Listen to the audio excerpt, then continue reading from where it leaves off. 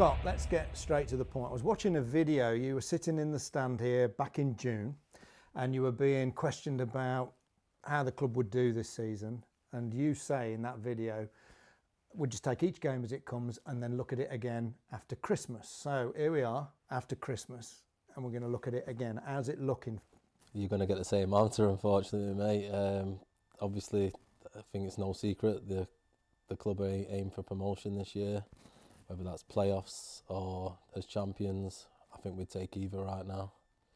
I'm still taking each game as it comes, though. I'm sorry. But you've got the momentum. You know, the results have been, especially at home, have been excellent. Undefeated at home in the league.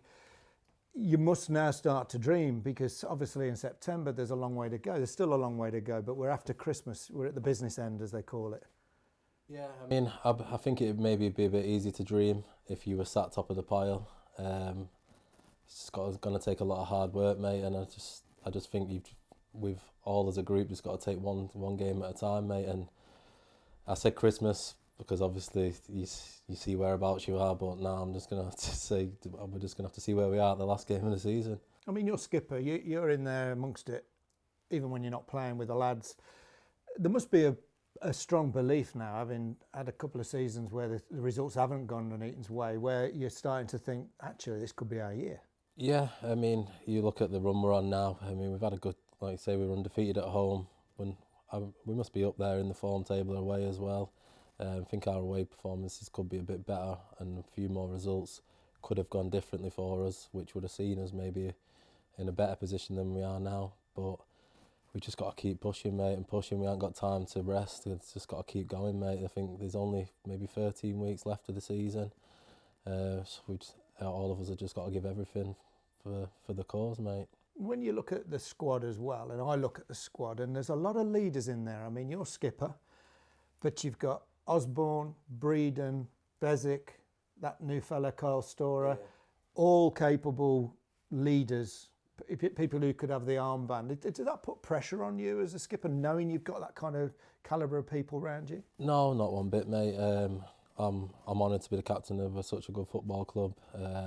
Been captain of other football clubs. I wouldn't really say I was much of a talker previously, but the last few years with me getting older and changing position, I've had to adapt and see myself as a leader on the pitch, not just through talking, but performances as well. But like you say, we've got a lot of lads in there. I mean, I only have to look at Isaiah Osborne, and he leads just by being in, just his presence. He leads. He's not the biggest talker. Kyle's come in, obviously been captain at other clubs he's been at, and I think he even gave a bloody half-time team talk the other day. The gaffer asked him to, so that's how much of a leader he can be. And there's no resentment in that, is there? Presumably people don't think, well, who are you coming in? You've only been here 5 minutes and you're taking over. No. Bloody leagues aren't won with just one captain, mate. You need 11 leaders out there, really, with your subs as well. So no resentment, mate, at all. And if you're a young player, maybe a timid young player coming through, to see those, iconic figures from non-league football, if we can say that, does that inspire, or do they feel a bit intimidated? How does that work in our dressing room? I can't speak for them lads myself. I could only look at it maybe as when I was a kid and I was looking around. Unfortunately, it weren't non-league football, but it was, you're looking around and you're thinking, I've really got to do something. If I'm playing with this bloke here, I've really got to try my hardest for this guy, because he's giving me back. So I think it works well. A bit of the younger lads and the older experienced ones. It's a good mix, mate. And is there that kind of togetherness that the older, more experienced players will perhaps put an arm around the shoulder of another player and just say, if you're having a bad spell or if you're coming back from injuries, do you pass on that kind of experience? Yeah, I think that's what's good. Like you mentioned all our leaders. I mean, I might be one. I'm probably not the one to put an arm around. I'm probably the one to give him a kick up the backside more than an arm around the shoulder. But then you'll have somebody else who'll come over and maybe give him the other bit that he does need. If I see someone who needs a kick up the backside, I'll try and do it in a nice way. But it might not always come across like that. But then there'll always be somebody else, with all the leaders we've got, who'll say the right thing maybe when I haven't. And do you think it's important that you've got that track record in the game? I remember travelling with the team and, a couple of players get a little bit big for the boots, and Richie Norman sitting there who's scored a 25-yarder into the Stretford end, you know, and he's an FA Cup finalist, and you know he's played with Gordon Banks. You know, do some of these younger players need reminding of what the older players have achieved to keep them grounded? No, I wouldn't say they need reminding. I just think the generation of kids nowadays I've got a little boy myself. I know what they're like. They're not the same as my generation and even the generations previous. But I think respect's earned in anything in life, and if you gain someone's respect, I think you'll be all right doing whatever you want. In terms of, you know, being a leader, getting the squad together, you know, just when you're travelling to a game, especially on a team coach, you know, in 10 years ago, you'd have all been playing cards, you'd have been having a sing-song. You know, now that sometimes there's headphones on, isn't there? Some people prefer to be in their own bubble. But it's important, and Jimmy's very much about getting that squad atmosphere, isn't he? He likes to take you out on go-karting or wherever. And yeah, he's big on the spirit of the club, whether that's going for a drink, go-karting. On the coach, you see people are doing different things before the game, but that's their way of like we're just getting in the zone for the game. Maybe like I'll be playing cards there and back. That's just what I like to do. But you'll see people sleeping. They've probably been out the night before, or they've not had the greatest sleeping. Other people listening to music.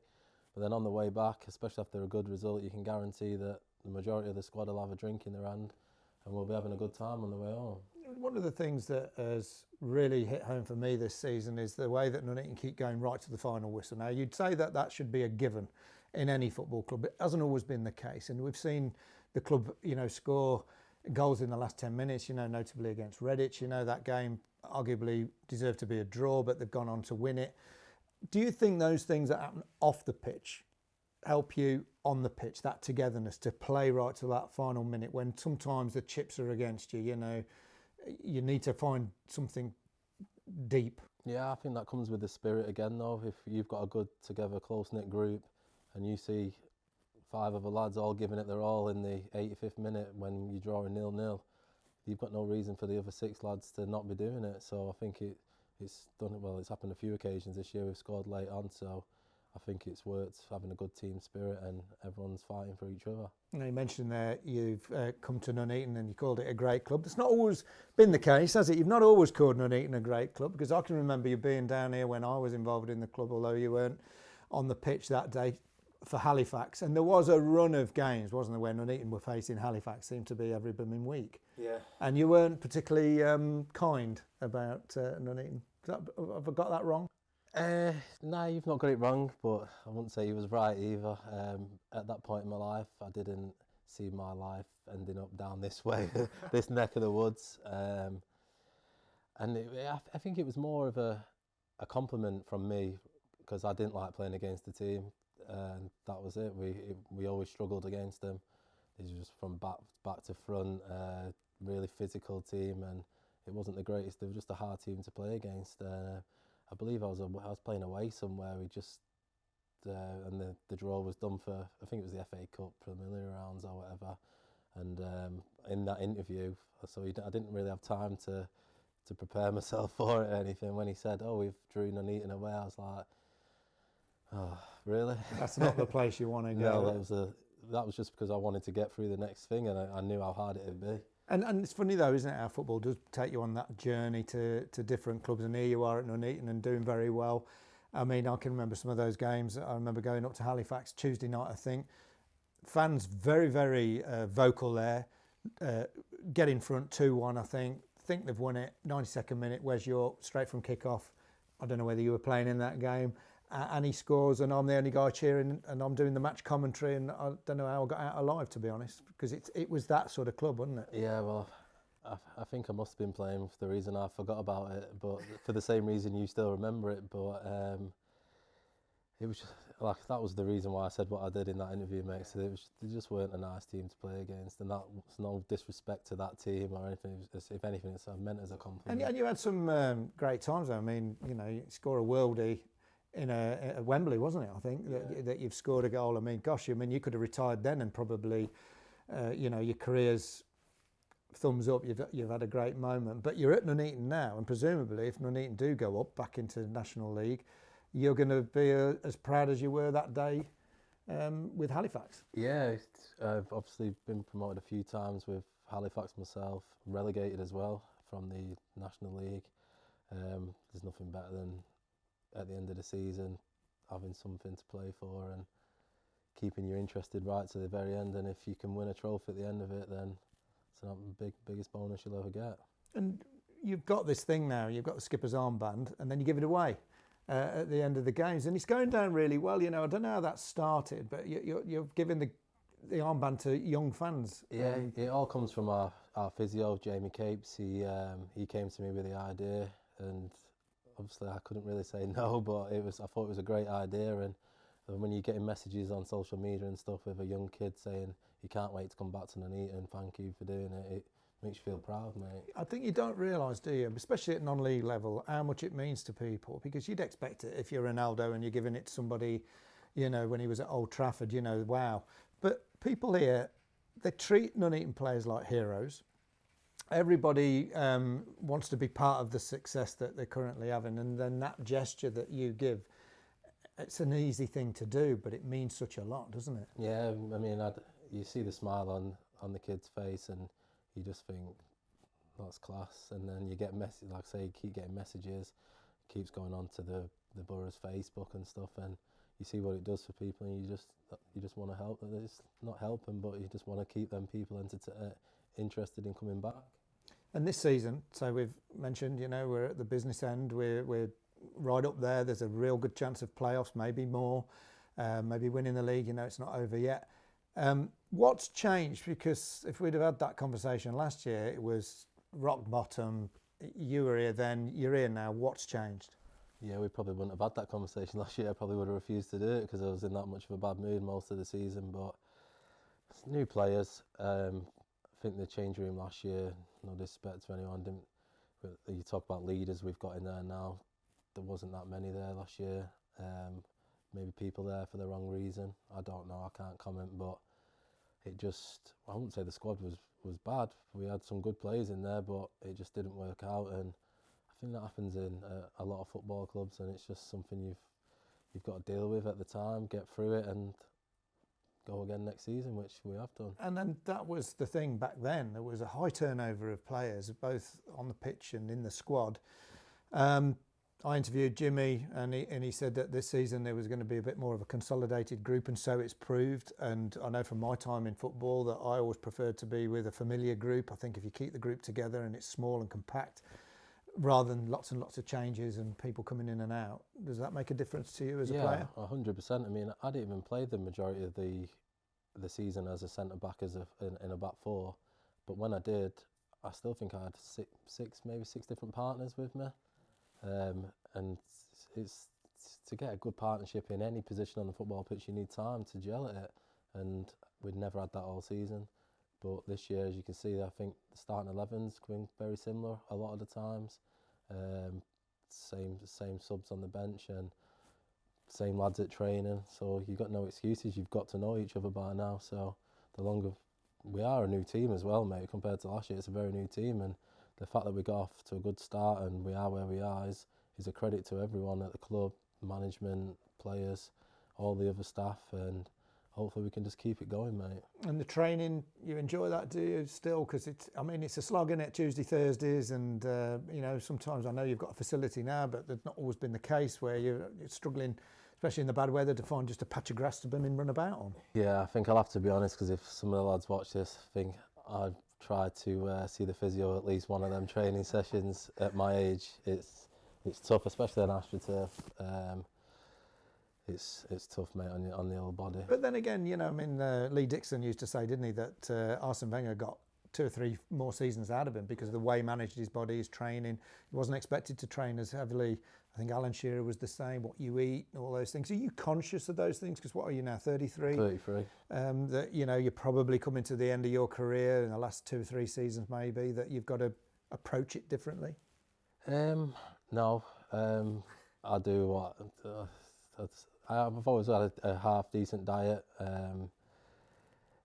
Do I look after myself? No, I don't do anything any differently apart from maybe train less because I need the treatment of the physio more than I've ever done in my career. So we've just Arsene Wenger's theory completely out the window for Scott McManus. No, I agree with everyone's got different ways of dealing with things. I remember reading a Leicester book because I can't remember who gave it me, and I think it was Robert Hughes who said if he was averaging 9 kilometres for a game, but if he did 9.5, that'd get him the start of the week off training. So I think people deal with stuff differently. That was his incentive. Yeah, so I think he probably just ran a little bit more just to get the Monday or Tuesday off training. I mean, you do seem the sort of guy that approaches life very much one day at a time, but do you look further forward and think, I love this game, it's been my life since, I mean, what, you were a youth footballer at Manchester United, do you want to stay involved in the game beyond your playing days? Yeah, it's the same again, it's one day at a time. Yeah, I've started my UEFA B coaching badges.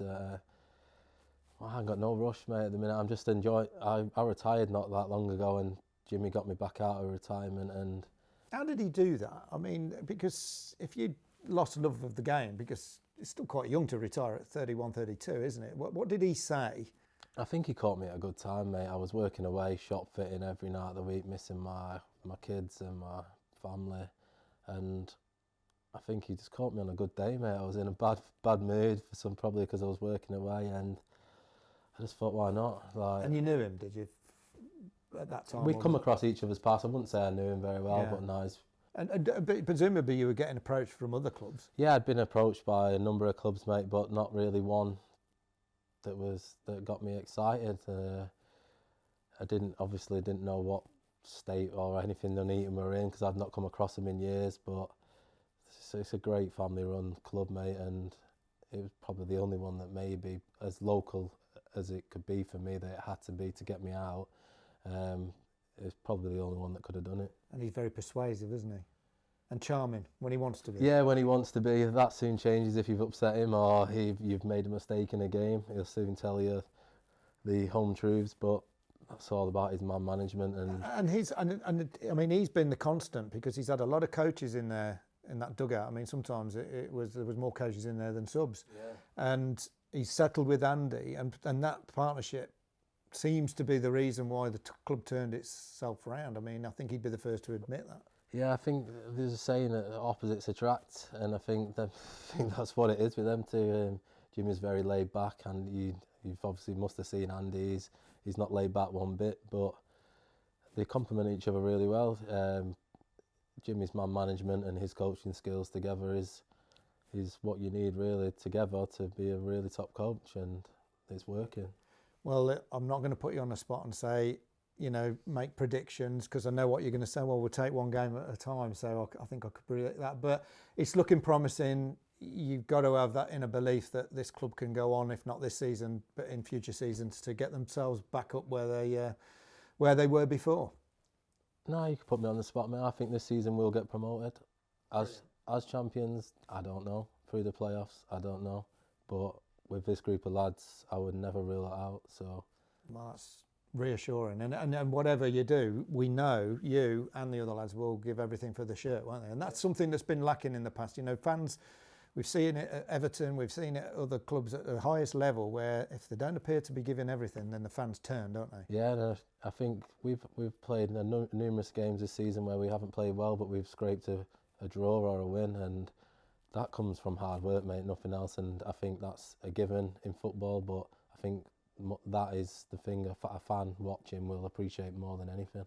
Well, look, we wish you well for the rest of the season. We hope, I mean, the agony of playoffs, I don't know, I've been through them with this club, I've commentated on them, and they're great when they go your way, but if you lose a playoff, especially to a dodgy decision or a last minute, it must be heartbreaking. So let's go for winning it, shall we? We can try, mate. That's all we can do. Brilliant. Thanks for your time. Send our best wishes to the squad. Thank you very much. If you want more information about Nuneaton Borough Football Club, sign up to our social media channels or go to the website.